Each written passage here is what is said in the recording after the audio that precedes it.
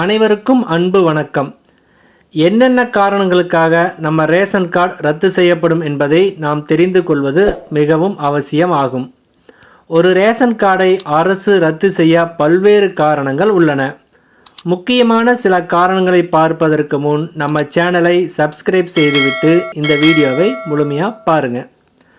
ஒரு குடும்பமானது ஒன்றுக்கும் மேற்பட்ட ரேஷன் கார்டுகளை வைத்திருந்தால் அல்லது தவறான தகவல்களை கொடுத்து ரேஷன் கார்டை பெற்றிருந்தால் அந்த கார்டு ரத்து செய்யப்படும்.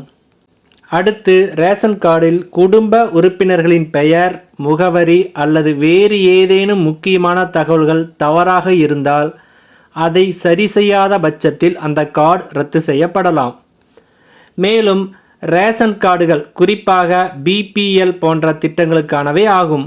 ஒரு குறிப்பிட்ட வருமான வரம்புக்குட்பட்டவர்களுக்கு மட்டுமே இந்த வகை கார்டுகள் வழங்கப்படும். அந்த வருமான வரம்பை ஒரு குடும்பம் தாண்டும் பொழுது அந்த ரேஷன் கார்டு ரத்து செய்யப்படலாம். அடுத்து, ஒரு ரேஷன் கார்டில் உள்ள அனைத்து உறுப்பினர்களும் இறந்தாலோ அல்லது தமிழ்நாட்டை விட்டு நிரந்தரமாக வெளியேறினாலோ அந்த கார்டு அரசால் ரத்து செய்யப்படும்.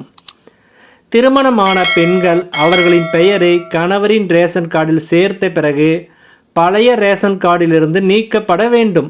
ஒருவேளை அவ்வாறு செய்யாமல் 2 கார்டுகளிலும் ஒருவரது பெயர் இருந்தால் அந்த கார்டு ரத்து செய்யப்படலாம்.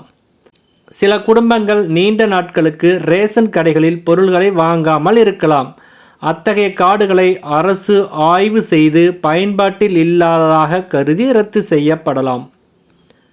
புதிய ரேஷன் கார்டுக்கு விண்ணப்பிக்கும் போது தவிர்க்க வேண்டிய சில முக்கிய தவறுகளை பற்றி இப்பொழுது பார்க்கலாம்.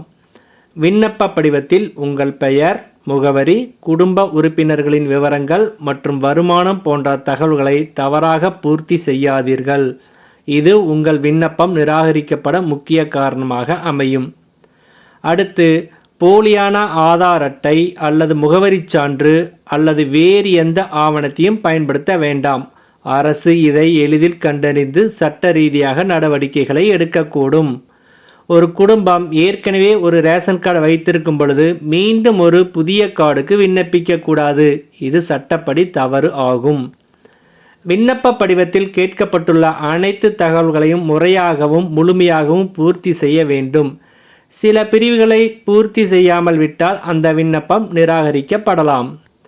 விண்ணப்பத்துடன் இணைக்க வேண்டிய முக்கிய ஆவணங்களான ஆதார் அட்டை நகல், முகவரி சான்று போன்றவற்றை இணைக்காமல் விடுவது விண்ணப்பம் நிராகரிக்கப்பட முக்கிய காரணமாக அமையும். எனவே இந்த தவறுகளை செய்யாமல் இருந்தால் நம்ம கார்டுகள் ரத்து செய்யப்படாமல் இருக்கும். அனைவருக்கும் நன்றி, வணக்கம்.